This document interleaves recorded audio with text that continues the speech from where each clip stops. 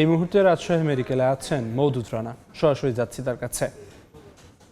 Rajshahi medical college হাসপাতালে শিশু মৃত্যু হার, অর্থাৎ যারা হামের উপসর্গ নিয়ে চিকিৎসাধীন রয়েছেন এমন শিশু মারা যাচ্ছেন, সেই চিত্র যদি একটু হিসেবের মধ্যে বলি যে রাজশাহী মেডিকেল কলেজ হাসপাতালে এখন পর্যন্ত ভর্তি হয়েছেন 377 জন আর মারা গেছেন 38 জন, অর্থাৎ যারা চিকিৎসাধীন রয়েছেন গড়ে 10 জনে একজন মারা যাচ্ছে।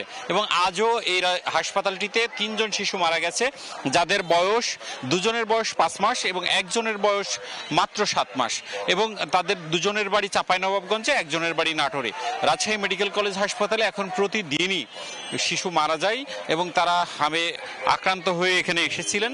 এবং তারা যেটি বলছেন যে এই শিশু মৃত্যু হার যেরকম একদিকে বাড়ছে, তেমনি এখানে হামের উপসর্গ নিয়ে রোগীর সংখ্যাও আসলে বৃদ্ধি পাচ্ছে।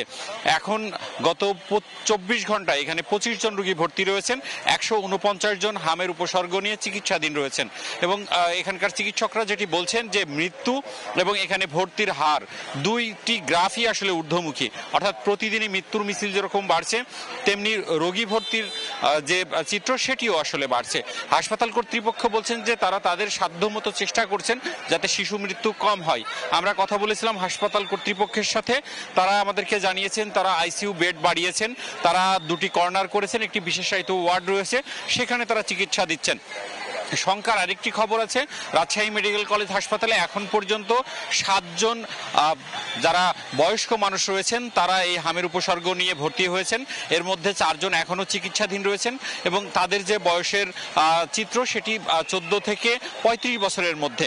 এবং তারা বলছেন যে বয়স্ক মানুষ হামে আক্রান্ত হওয়ার যে ভর্তি এবং তাদের যে হার, সেই হারটি প্রতিদিনই বাড়ছে, অর্থাৎ প্রতিদিনই বয়স্ক মানুষও এখানে আক্রান্ত হচ্ছেন। এবং অন্যদিকে আজ সকালে এই হাসপাতালটি পরিদর্শন করেছেন রাজশাহী সিটি কর্পোরেশনের প্রশাসক এবং রাজশাহীর জেলা প্রশাসক। তারা যেটি বলছেন যে গতকাল থেকে তারা কথা বলেছেন হাসপাতাল কর্তৃপক্ষের সাথে যাতে ভালো চিকিৎসা হয়, এবং একই সাথে আগামীকাল থেকে টিকা দেয়া শুরু হচ্ছে। রাজশাহীর গোদাগাড়ী উপজেলায় টিকা দেওয়া হবে এবং সিটি কর্পোরেশনের পক্ষ থেকে বলা হচ্ছে তাদের কাছে 8000-এর মতো মানুষকে টিকা দেওয়ার যে দরকার, 8000 শিশুকে আসলে তারা টিকা দিতে পারবেন এরকম টিকা মজুদ রয়েছে। এবং তারা যদি কেন্দ্র থেকে নির্দেশনা পায় তাহলে তারা টিকা ক্যাম্পেইন করবেন। অন্যদিকে তাদের নিয়মিত যে ইপিআই কার্যক্রম সেটি তারা পরিচালনা করছেন। এই ছিল রাজশাহী মেডিকেল কলেজ হাসপাতাল থেকে আমার কাছে সর্বশেষ।